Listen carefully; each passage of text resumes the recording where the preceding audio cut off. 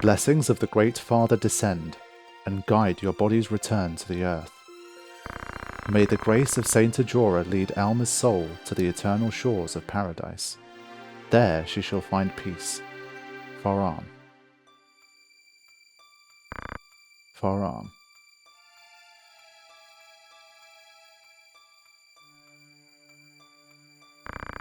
She was so young. For all the children of the house to be taken at once, the gods are cruel.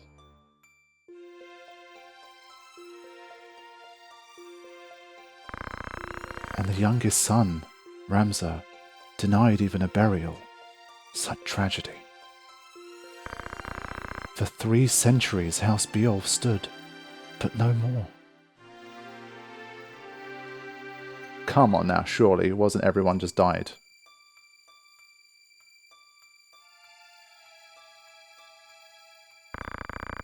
Ramza, Alma, forgive me. I am late in paying my respects. I would have come sooner, were not so many eyes upon me.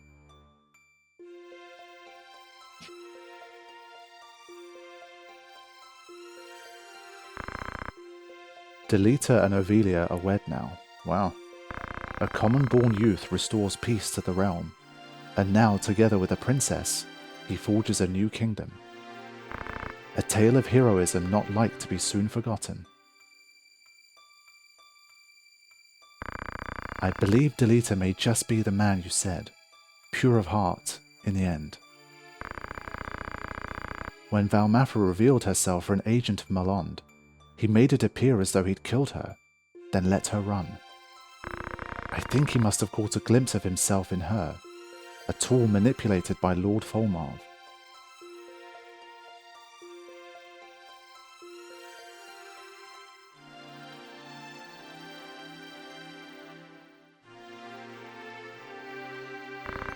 My father, did he die bravely?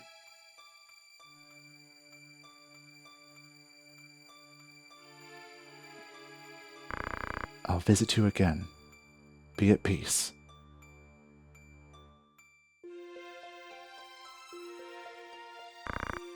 Are you truly dead? I still cannot believe you are gone. After so much.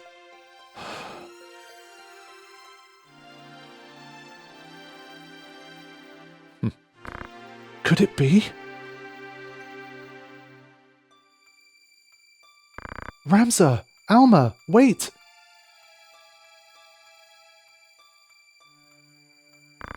They're alive! They're both of them alive!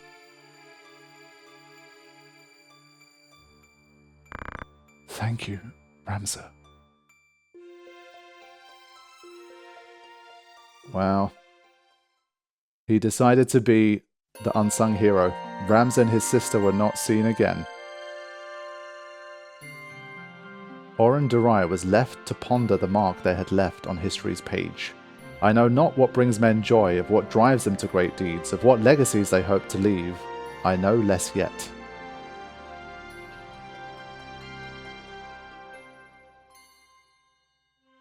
But I do know this. The true hero of this tale was the man forgotten. Oren would spend the next half-decade assembling an account of all to which he had borne witness. His work complete, Oren presented his account, the Durai Papers, before the Clemensian Council, then convened for the selection of a new High Confessor. However, the Church, fearing above all else the revelation of the truth, seized Oren as a heretic and burnt him at the stake. What? The pen that inked them forever stilled the papers then lay hidden for long centuries, forgotten even by the Church that had concealed them. But I have found the truth, and so it lay bare for all to see, that his deeds might guide generations yet to come, that his name might receive the honor it is due.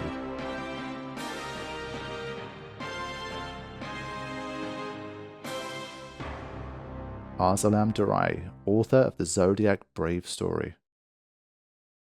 Wow, we did it! Credits? Sheesh! What a game.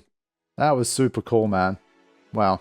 I expected good things from Final Fantasy Tactics, and it really did deliver. Fantastic game.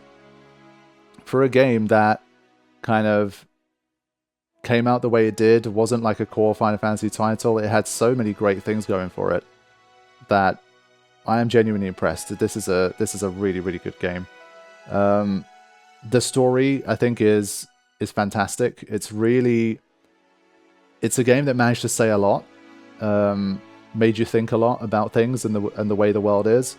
It just really asked a lot of great questions. And Ramza, in that sense, was a great character because, as I've been saying, like he has that naivety, but he really has his heart in the right place, and ultimately he ends up being, the true main hero of the story.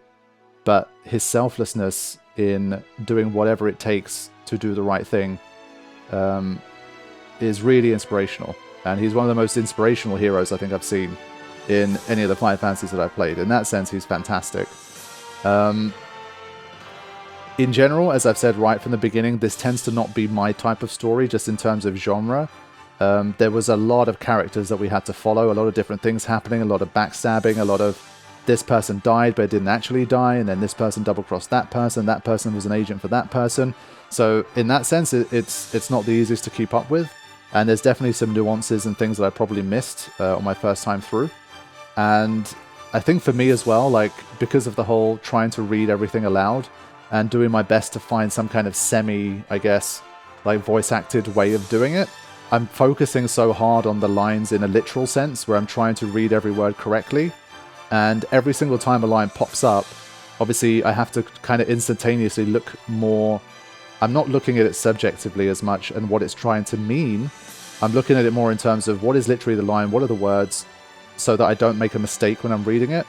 And I'm trying to obviously ascertain tone, and all of that happens within like a split second when I'm trying to read.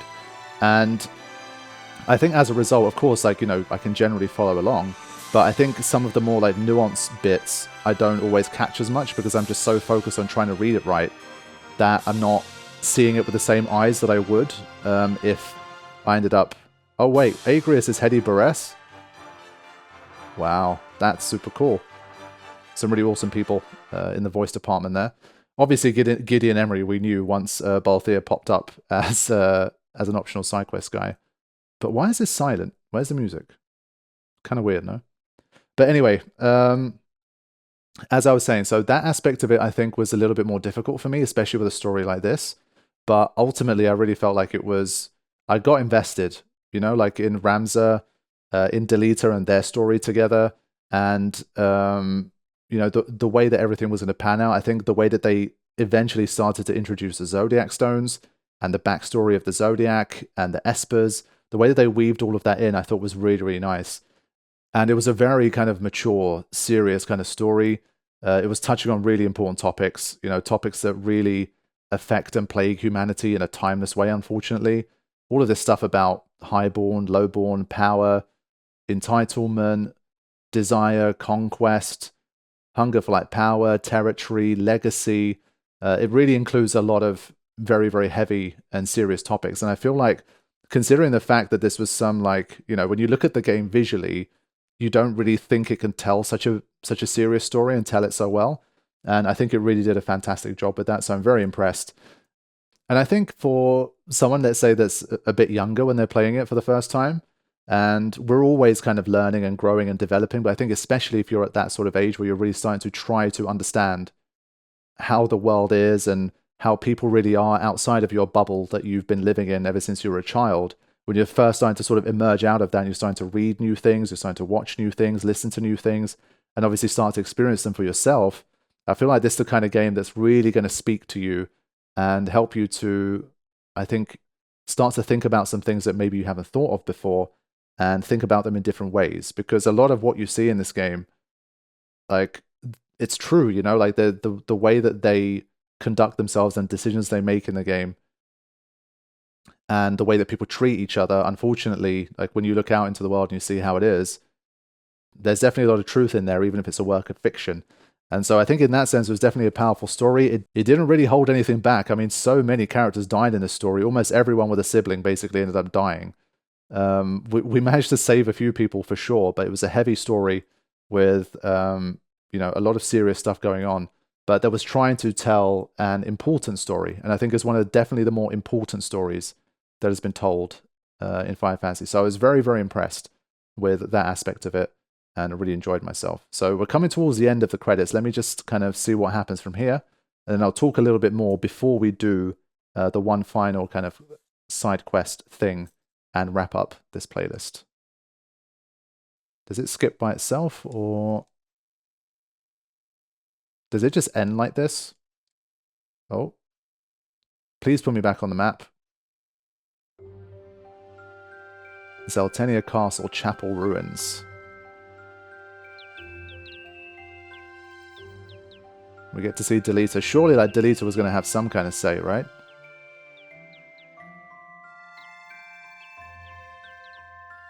There he is. King Delita, okay. I thought I might find you here. Everyone has been looking for you.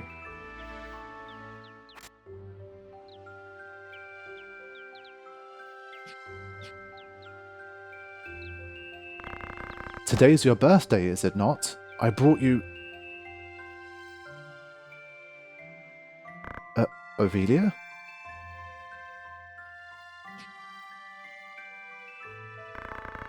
How could you? You used them, and all the others. And someday you'll just cast me aside, just as you did him.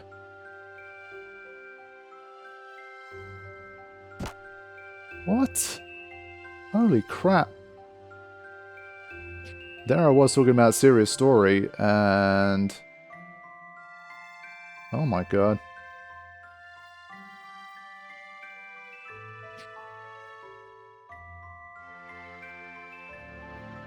Okay, didn't see that coming.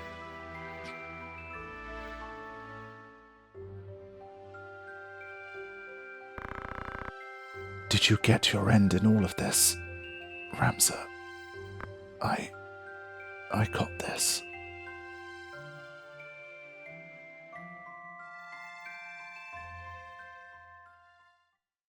Wow. Okay. Well, there you go. There's a final sting in the tail. Just giving you a little one of those in the end, just in case you thought Delita and Ovelia had some kind of happily ever after. Nope. That was their end as well. Holy shit. Wow. Brutal. And well, I guess it further backs up what I've been saying about how serious this game is. Now, what just happened there? I thought it was going to give me a slot to save in, but... what about now?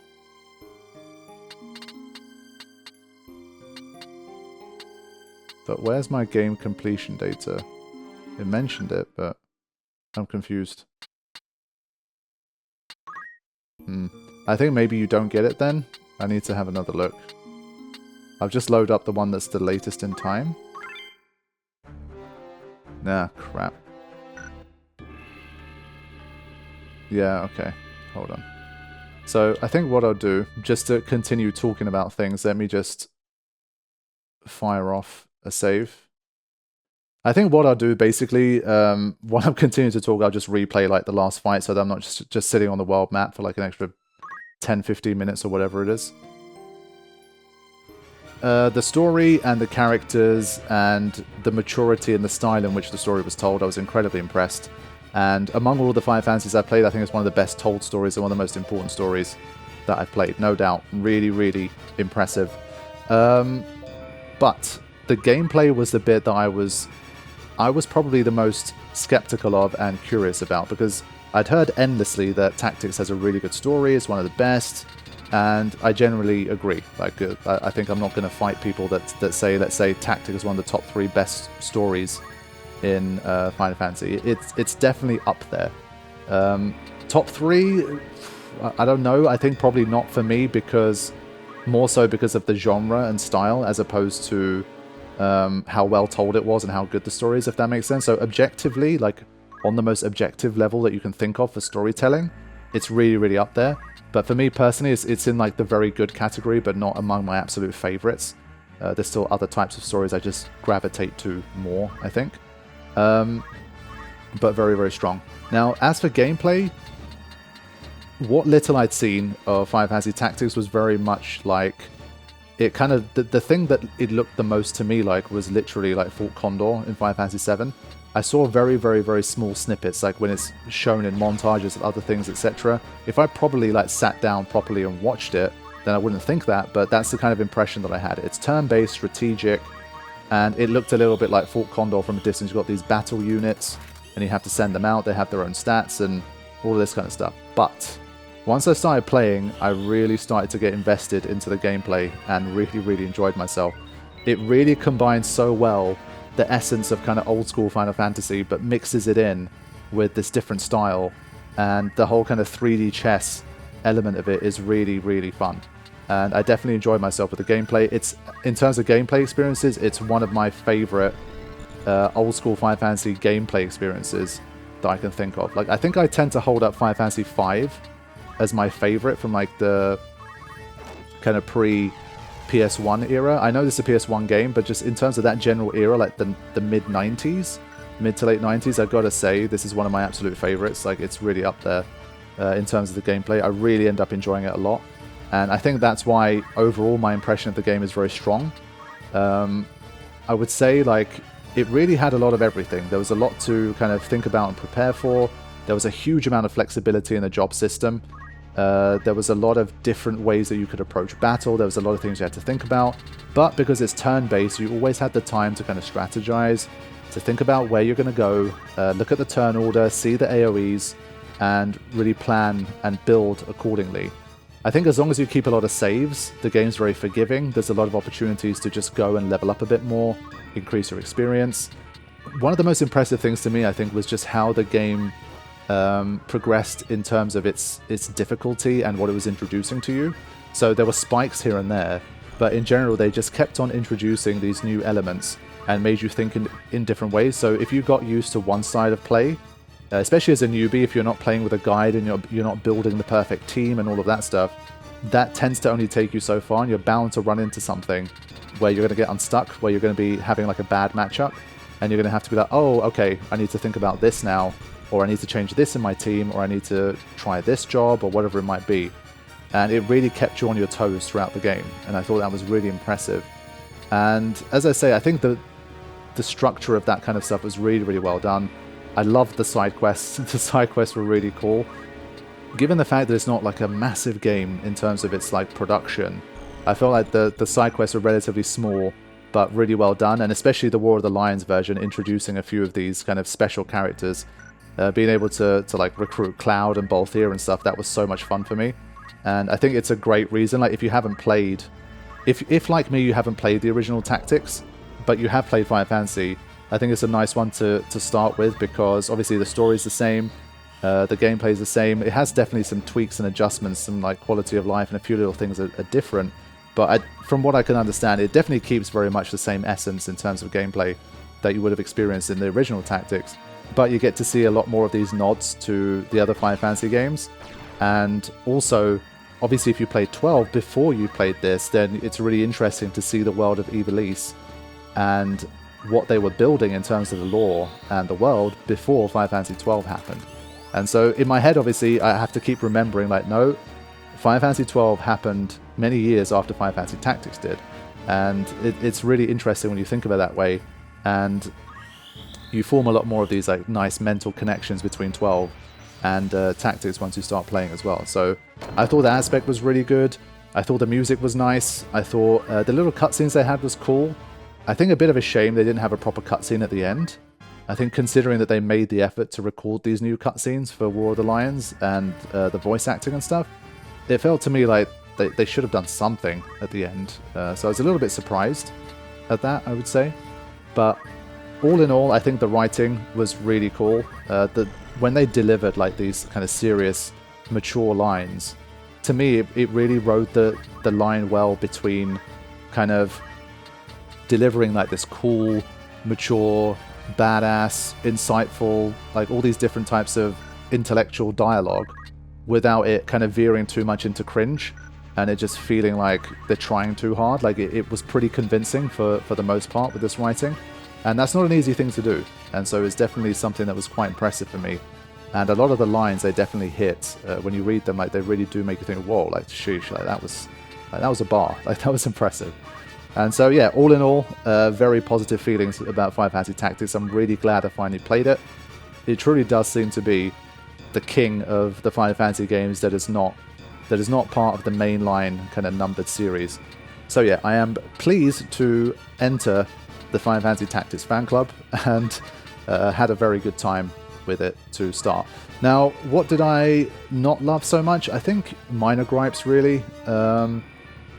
One, I would say, I think they recycled the trick of, like, when you have to defeat a single character, the whole, like, when you bring them to critical HP, they just teleport away. I think it happened, like, 10 times in the game, maybe more. So it started to become a little bit stale and predictable that, like, every time you try and defeat an enemy, they're like, no, not this time, and they kind of wag their finger at you and then just sort of teleport away. And so that, I think, was overused, just personally. I think the random encounters, I think they were... I understand why they are the way they are, so again, this really falls in the minor criticism category for me, and the way that I experienced it.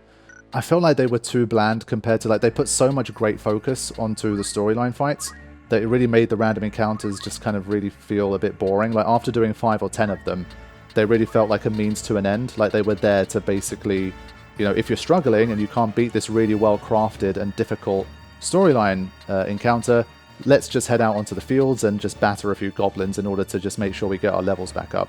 Now, I know people have said to me, like, you know, there's a lot of different ones, there's some rare ones, some really interesting ones. That's all fine, but the ratio that I experienced, it definitely... I barely encountered any random encounters that were, I would call, like, interesting beyond the first few that we did to kind of just learn the game better. Maybe that's bad luck on my part. Maybe I skipped too many of them when trying to get from A to B. But I always tried to make sure that I did the random encounters when I was moving the story forward. And so at least the quote-unquote mandatory random encounters, I basically did them all. And so I think it's a bit kind of... I don't think it's fair to say, oh, you just skipped all the random encounters. Like, no, I didn't. And if you really need to do like 300 of them to see some of like the coolest shit, then I think personally, again, that's just too many. Maybe instead of every 300, it should be every like 20. Like one in every 10 encounters is something interesting. And so I think that's one thing where, because I understand the reasoning for it, and if they had a lot more of these more difficult random encounters, then I think it would really just raise the overall bar of the game a bit too high, I think. It's already quite high, and it might have pushed it over the edge. And so I get it. But because of how well crafted like the storyline fights were, and the side quests were fun and that kind of thing, I generally don't have a problem with like the battles and that side of things. But it does fall into my kind of minor criticism category. I would say the final thing is an interesting one. It's one I've obviously mentioned already, but it's, I think eventually, once I started to get far enough in the game, it did feel to me like the writing wasn't diverse enough in terms of trying to represent different dialects and different ways of talking. Ivalice in Final Fantasy XII, one of the things I loved about it most was the world, and the amount of different dialects and the amount of different walks of life, and all of that kind of stuff. And when you look at the scope of this game, it's not like we're kind of stuck in the same region the entire game. We're traversing across distances. And it feels like there's basically... the game zoomed in so much on the whole highborn versus lowborn thing. It felt like 90% of the cast were some kind of highborn, or they were a lowborn that was raised among the highborns, therefore they all basically talk like they came out of the same castle / same school. And then you got these like 5-10% of like bandit type characters, and that was about it. I would have loved to have seen, I think, a bit more variety in the way that they talk. They all seem just a little bit too highbrow, a little bit too highborn and fancy, and, you know, talking in that bit of like old school English. It's really cool, and it reads quite well for how fancy it is, and I really appreciated it. But I think it was kind of a little bit overused across the entire game. I would have loved a few more characters that were sort of a bit more core in the story to just be written a little differently to give them some more flavor. I believe that's one thing where perhaps the original Tactics is a little bit superior. I think if it's all written a bit more plain overall, I think you don't notice it as much, because you just say, well, everyone kind of speaks normally. But with this one, because there's such a distinct way of talking for a lot of the people, I think you kind of notice it. And when it's done across like so many of the cast members, and people that you encounter in the story, it's kind of like, yeah, I kind of would have liked it to have been a little different. I mean, Dragon Quest III that I played most recently, I don't know how it is in the original, but in the remake at least, one of the things I loved was that because you travel around the world, you get to like, there's so many different dialects and stuff that they put in the game, and I thought that was really nice. And it's definitely it's something we've seen in Final Fantasy as well. And so I think in terms of the writing, that's the one criticism I do have. I think it was a bit too homogenous. Again, I think that's part of the story they told in the world and stuff, and I get it. But if it's a game set in Ivalice, and we've seen what Ivalice can be in other games, I feel like there could have been a bit more diversity in terms of the way people talk. At least when we encounter some more of these like ambiguous characters in terms of whether they're highborn or lowborn. And well, you can still have highborn people or like knights that have a bit more of a, a gruff tone, or like a, they swear more or whatever it might be. But I feel like everyone kind of sounded a bit too the same. And so I think that would probably be one of the only other things that really sticks out to me right now in terms of stuff I remember just generally not loving that much. But if you add all of those up, I would say it probably takes like, I don't know, a point out of 10. So this game is strongly in like the 8.5 to 9 out of 10 category for me. I think like the score on GameFAQs, where I've kind of looked up some of the side quests and stuff, was 88%. And I think that's pretty close. Like for me, it's definitely like A tier. It's an A tier game for sure. Strong. A+, A/A+. I'm not sure if I give it the A+. I put it in the same kind of level as something like a Final Fantasy V, which is definitely like high up on my list. It's definitely one of the better games out of all of them. But I wouldn't say it's like it's in my top 3 Final Fantasies ever now or something like that. But I would say it's definitely up there. And I think anyone who fell in love with this game and has played it over and over, and it's one of their absolute favorites, maybe a favorite among all of the Final Fantasies, or even an all-time favorite, I can definitely see it. And I wouldn't call that like a hot take or a weird opinion that you think Tactics is one of the absolute best. And so yeah, I had a great time. It's the kind of game I would love to play again and try like a completely different approach to what I did. Obviously for me, my main goal was to try and complete the game and not kind of have myself really suffer through it and struggle through it. And I think I did a decent job, at least with Ramza, for example. I tried most of the different jobs out, and I landed on more of like a ninja monk type of setup. But you could go like completely magey, you could have no mages, like there's different ways to do it. I experimented around in the side quests. I included some of the extra characters that had these unique jobs. So there's just so much fun to be had and so many things to try that I would generally like to try it again someday with maybe some different kind of, maybe like a challenge run, or try to do it a completely different way. Because it does seem like a very timeless game in that sense. Like the turn-based strategy job system and the gameplay that this game has is really, really strong. And if you've liked it, then it's the kind of thing that will never get old for you. You could play this game over and over again and find new ways to enjoy it every time. So I'm going to sign off with that. For those of you guys who are already fans of the game, I hope I did it justice for my first time through. I did my best. It was a very difficult playthrough because there's a lot to learn. It was like that first tutorial alone just really kind of intimidated me with how much there was. But I think I caught the speed in the end, and especially towards like, I think the final third of the game, I really started to hit my stride and feel a lot more comfortable and just start to really get through encounters more comfortably and get to like some level of competence with the game. And obviously the story side, the reading of the dialogue is always difficult to do for these.